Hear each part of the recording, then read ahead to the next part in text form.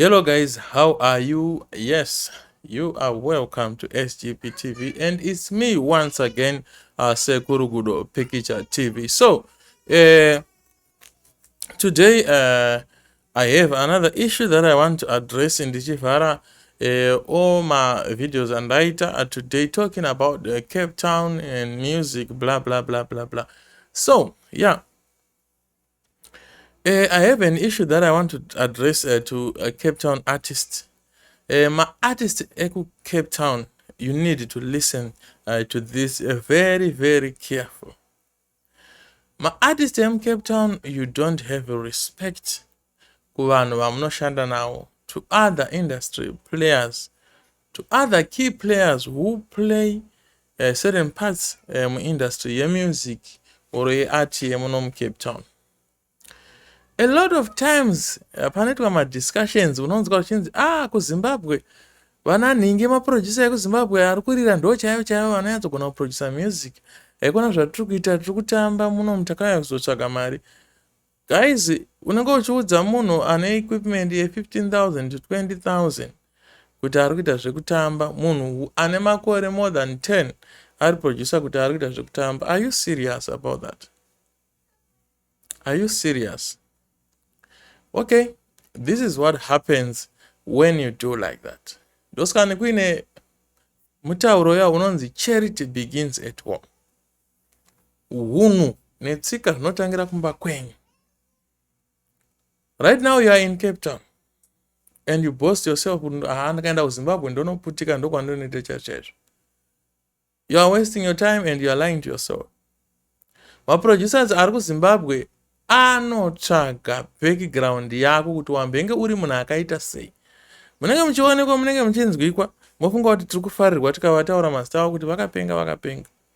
Vanenge vachiona how stupid you are because they know kuti mbiri inongoitwa nebreakthrough, inongoitwa nemunhu anenge achiziva zvaari kuita, munhu anogona kuimba oro munhu anoimba zvinhu zvinonakidza. Mbiri haibve pakuti waproducwa naproducer anogona kana kuti akamboproducer mumwe munhu ane mbiri. So it does not matter kuti waproducer Cape Town, South Africa, Zambia, Mozambique, Botswana or Zimbabwe. What matters is song yako inonakidza here. I've seen a lot of artists going to some expensive studios thinking it's going to change anything about them. Baba relax that they don't write good lyrics, they don't sing zvakanaka, they think magic ichangoitika song yako ingotanga kungonakidza vanhu. It doesn't work like that. Now, reganzoke kunyaya yangu ndanda kuda kuitira sembi chana. Ma-artist Cape Town anoshoropodza, ma-promoter Cape Town anoshorodza, ma-DJ Cape Town anoshoropodza, ma-producer Cape Town anoshoropodza, ma-bloggers Cape Town.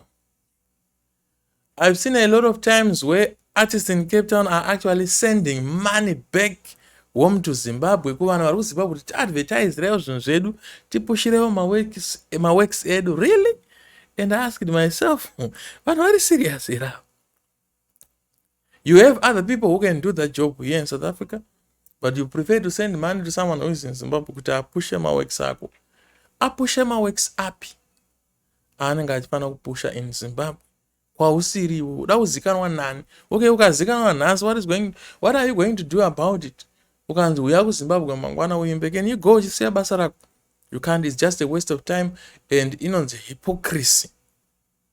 Kutaurisa kusina ma-actions, kutaurisa kusina ma-results.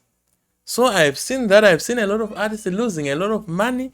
Ndotoseka hangu kuseka chaiko kuti this guy is anombonyazoziva zvauri kuita. So ma-artist Cape Town ndoda kukuudzai nhasi kuti muri mombe dzemukaka, muri huku dzemazai dzevanhu vari kuZimbabwe vamunodhira navo, muchiita zvinhu zvisina future, muchivaka dzimba dzipazika musina kumboendako, dzimba dzemangoma, muchichera migodhi yemangoma ichiondomoka musina kubvira makaichera mvura. Zvinhu zvamunoita ma-artist Cape Town so hazvitombomeke kana sense at all, ende zvinotobohwa.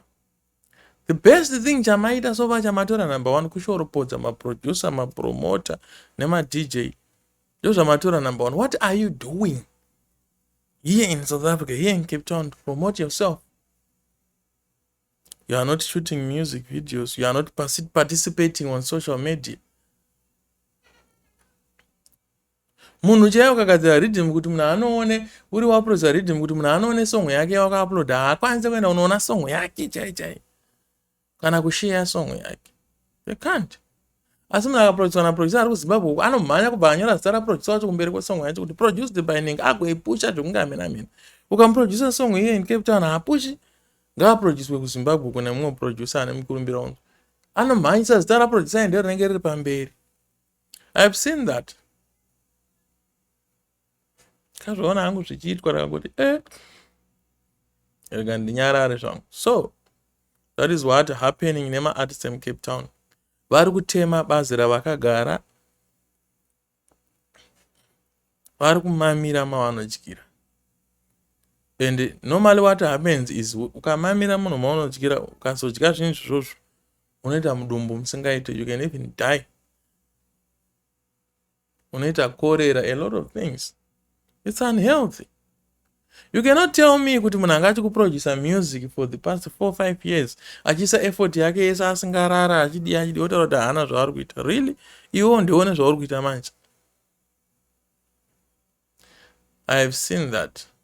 I have seen a lot of things happening here in Cape Town.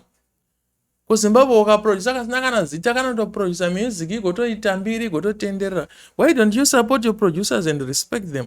Why don't you support your promoters and respect them? Imimi makatoonekwa kunzi you don't respect your hustle first. You don't respect your family, the ones that vari kutomboita kuti umire pakonde, they are not respecting them. So no one is going to respect you anyway that you go. Mark my words, if you go to Zimbabwe, then you are asked kuti waite ku South Africa, but daitotamba hangu asiri serious wewe. They are going to know kuti munhu uyu ane dzinonzi nhongwa. Munhu uyu. And is very selfish. They will treat you that way. Vanenge vatokuisa muklasi mako mekutaura kuti uita kutomurekodha tomixira zvinhu zvake nenzira yakati, because this person does not appreciate. Maproducers, whether ishasha whether ichi, anoda artist anorespecta kunhu kwaari kubva nako. That's what big producers do. They work well with an artist anorespecta vanhu vaanoshanda navo, because he knows kuti mangwana uchafuma kuti uchitaura kuti shit pamusoro pake. Saka gadzirisai unhu hwenyu ma-artists eCape Town. As you go to Zimbabwe, ukatadza kunyanza explain, uchabvunzwa kuti saka wakamboshanda nani? Wotanga kutsenga mukanwa. What? Uchabva watoonekwa kunzi ndovaya vanongoshoropodza maproducer vachimba zvinobhohwa, vachimba ma-off-key vachifunga kuti producer achaita magic. Ma-artist dai maimboziva kuti munotoone makategori, mune magrupu amunorongwa nawo kunzi uyu anogona, ava ndevekungotaurisa, ava ndezvakati, ava ndevenhongwa, avanonetsa. You are categorized already in groups. So this is my message and advice to Cape Town artists, kuti respect vanhu vamuri kushanda navo in the industry of Cape Town. My name is SGP kana Sekuru Gudo Picture TV. Kana usinga uruwanga usingazive nezvechannel ino, yes, pana tinodzidzisa nezvemusic, zvakavanzika zvemusic industry. Tinokupa information such that you don't waste your time doing zvinhu zvisiri zvako. You don't waste your time uchinotatapura nezvimwe zvinhu zvisinei nezvinhu zvauri kuda. Unobva wangoenda straight papoint yauri kuda kuenda, ndokunge uchifollowa malessons atinoita pano paSGP TV. Nekuti donzvo redu nderekuti tivandudze uye tibvise confusion yatekeshera usingaite muindustry yemuZimbabwe. Some might say, ko imi ndinoda kutaura ndima anani, munoda kuti munoziva story. Of course, ndine mazira ndine, because I've been in the music industry for too long and I've done a lot of things. I am a producer, I am an artist, I do a lot of things and I have the experience. So that's where the information yandinotaura comes from. If you have any question, if you have any contribution, please let me know in the comment section. Please don't forget to follow me on Facebook, Instagram, Telegram, YouTube, TikTok, you name it. I have my accounts there. Unongosearcha ngoti Sekuru Gudo Picture TV, subscribe and follow. Notipa umanyogonyoko yekoramba tichishanda.